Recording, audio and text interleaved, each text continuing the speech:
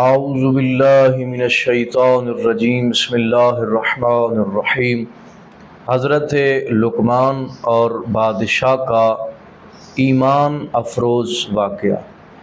مومنین، جتنے بھی احباب اس ویڈیو کو دیکھ رہی ہیں، میں آپ سب سے التماس کرتا ہوں کہ اس واقعے کو پورا سنیں اور یقیناً ایک ایسا ایمان افروز اور دل کو لبھا دینے والا واقعہ آپ کی خدمت میں عرض کر رہا ہوں۔ آپ جانتے ہیں کہ حضرت لقمان، جن کے نام کی سورہ قرآن مجید میں موجود ہے، تاریخ کے اندر یہ ہستی اپنی حکمت اور اپنی دانشمندانہ مشوروں اور اپنی فہم و فراست کی وجہ سے تاریخ کے صفحات میں بہت مشہور و معروف ہے۔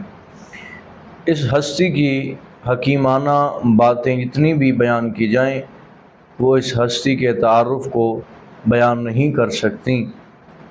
حضرت لقمان، جن کو حکیم و دانا کا لقب عطا کیا گیا، ایک بادشاہ کے ہاں رہائش پذیر تھے، اور بادشاہ حضرت لقمان کی بہت عزت و احترام کرتا تھا، اور اس نے اپنے دربار میں حضرت لقمان کو ایک بلند مقام و مرتبہ عطا کیا تھا، اور وہ بادشاہ حضرت لقمان کی حکیمانہ دانشمندانہ ان تمام کاوشوں کوششوں کو بخوبی جانتا تھا۔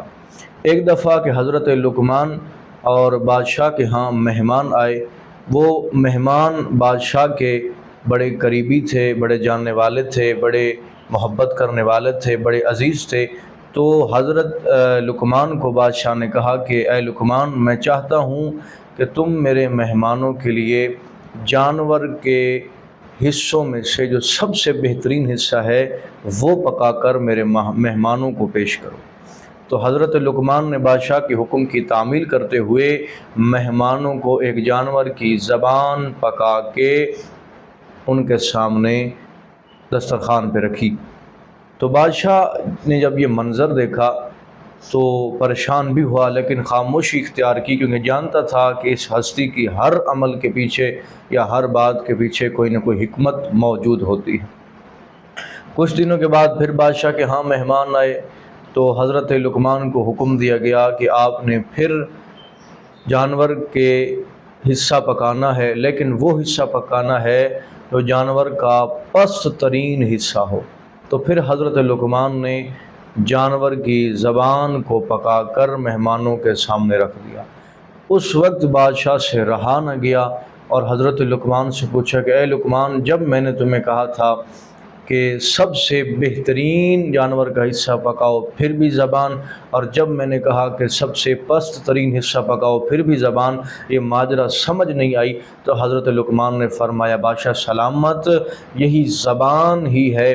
اگر یہ زبان اطاعت خداوندی میں بولے، اگر یہ زبان اللہ کے ذکر کے لیے بولے، تو کائنات میں اس سے بڑی عظیم ترین چیز نہیں ہے۔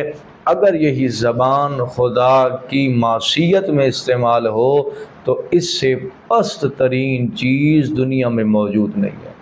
تو میں دعا کرتا ہوں کہ پروردگار ہمیں حقیقی معنوں میں اپنی اطاعت و فرمانبرداری کرنے کی توفیق عطا فرمائے، اور تمام گناہوں سے بچنے کی توفیق عطا فرمائے۔